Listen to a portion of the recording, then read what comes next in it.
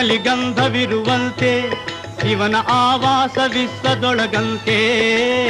ಹೂವಿನಲ್ಲಿ ಗಂಧವಿರುವಂತೆ ಶಿವನ ಆವಾಸ ವಿಶ್ವದೊಳಗಂತೆ.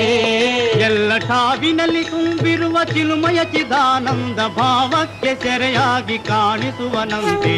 ಶಿವನಲ್ಲಿ ಶರಣಾಗಿರಣ್ಣ, ನಿನ್ನ ಭವದ ಕೋಟಲೆಯನ್ನ ಪರಿಹರಿಪನಣ್ಣ. ಶಿವನಲ್ಲಿ ಶರಣಾಗಿರಣ್ಣ. ಹುಟ್ಟುತ್ತ ಹೊತ್ತು ತರಲಿಲ್ಲ, ಮತ್ತೆ ಸತ್ತಾಗ ಕೊಂಡು ಹೋಗಲ್ಲ. ಹುಟ್ಟುತ್ತ ಹೊತ್ತು ತರಲಿಲ್ಲ, ಮತ್ತೆ ಸತ್ತಾಗ ಕೊಂಡು ಹೋಗಲ್ಲ. ನಡುವೆ ಎತ್ತನಿಂದಲೂ ಬಂದ ಹೊನ್ನು ಮಣ್ಣಿಗಾಗಿ ಕಿತ್ತಾಡಿ ಹುಚ್ಚಾಗಿ ಒದ್ದಾಡುವೆಲ್ಲ. ಶಿವನಲ್ಲಿ ಶರಣಾಗಿರಣ್ಣ, ನಿನ್ನ ಭವದ ಕೋಟಲೆಯನ್ನ ಪರಿಹರಿಪನಣ್ಣ. ಶಿವನಲ್ಲಿ ಶರಣಾಗಿರಣ್ಣ.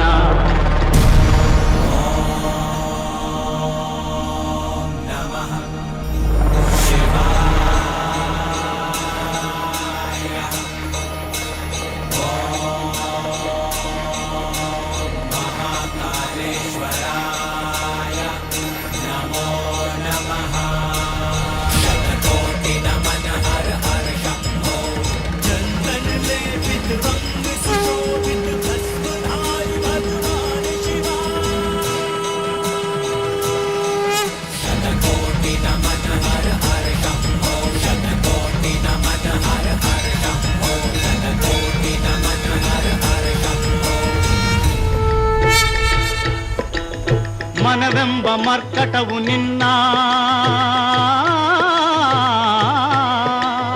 ಮನವೆಂಬ ಮರ್ಕಟವು ನಿನ್ನ ಹಿಡಿದು ಕುಣಿಸುತ್ತಲಿರುವುದಲ್ಲಣ್ಣ. ಮನವೆಂಬ ಮರ್ಕಟವು ನಿನ್ನ ಹಿಡಿದು ಕುಣಿಸುತ್ತಲಿರುವುದಲ್ಲಣ್ಣ.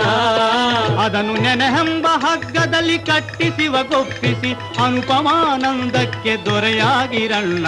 ಶಿವನಲ್ಲಿ ಶರಣಾಗಿರಣ್ಣ, ನಿನ್ನ ಭವದ ಋಷಿವರ್ಯರೇ, ಹೇಳಿ, ಇದು ಅಸುರರ ನಗರವಲ್ಲವೇ? ಇಲ್ಲಿ ಶಿವಭಕ್ತಿ ತುಂಬಿದೆ ಎಂದು ಕೇಳಿ ನೋಡಲು ಬಂದೆ. ಆದರೆ ಋಷಿವರ್ಯರೆಲ್ಲ ಇಲ್ಲೇ ವಾಸಿಸಲು ಬಂದಂತೆ ತೋರುತ್ತಿದೆ. ಅಸುರ ಕುಲದವರಲ್ಲೂ ಈ ಪರಿ ಶಿವಭಕ್ತಿ ಇದೆ ಎಂದು ನೋಡಿ ಆಶ್ಚರ್ಯವೆನಿಸುತ್ತಿದೆ.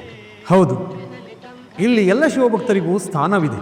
ಇದು ಅಸುರ ಸಾಮ್ರಾಜ್ಯ ಎನ್ನುವುದಕ್ಕಿಂತಲೂ ಶಿವಭಕ್ತರ ಸ್ಥಳ ಎನ್ನಬಹುದು.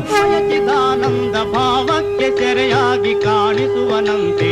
ಶಿವನಲ್ಲಿ ಶರಣಾಗಿರಣ್ಣ, ನಿನ್ನ ಭವದ ಕೋಟಲೆಯ. ಅಸುರ ಕುಲದ 3 ರಾಜರು ಈ ರೀತಿಯಲ್ಲಿ ನಗರ ನಿರ್ಮಾಣ ಮಾಡಿರುವುದು, ಅಪಾರ ಭಕ್ತಿಯನ್ನು ಹೊಂದಿರುವುದು ಬಹಳ ಸಂತೋಷಕರ ವಿಚಾರ.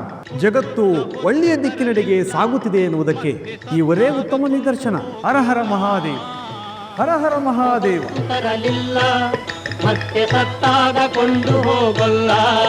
ನಡುವೆ ಎತ್ತನಿಂದ ಶ್ರೀದೇವಿ